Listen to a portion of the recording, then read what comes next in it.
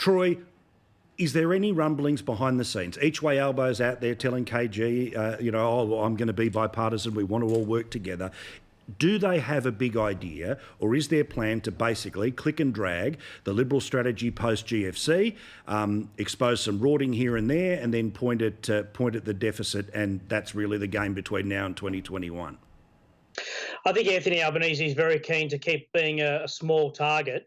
I have been critical of him, but I think being too critical of the government.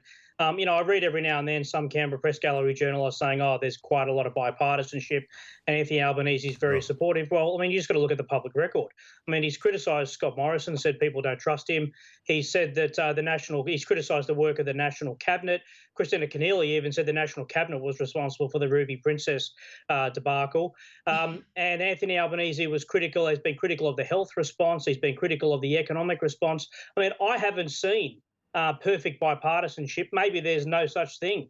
I'm not saying government shouldn't be held to account, but I think a lot of his colleagues are a little bit surprised that he's come across a little bit narky, a little bit divisive, a little bit sort of pointing holes in things rather than being more constructive.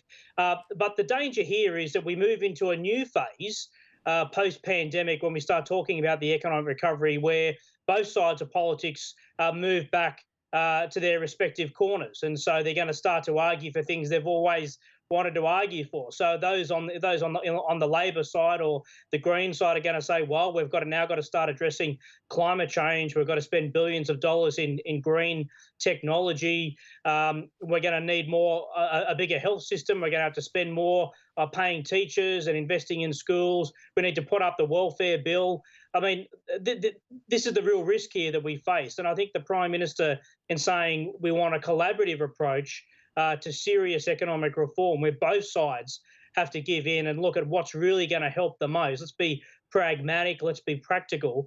That's the right way to go. But I don't think we're going to see any big ideas coming from Labor. They are kind of the anti-Bill Shorten strategy, thinking about having 100 policy ideas or big plans. They just want to sit back and largely criticise the government.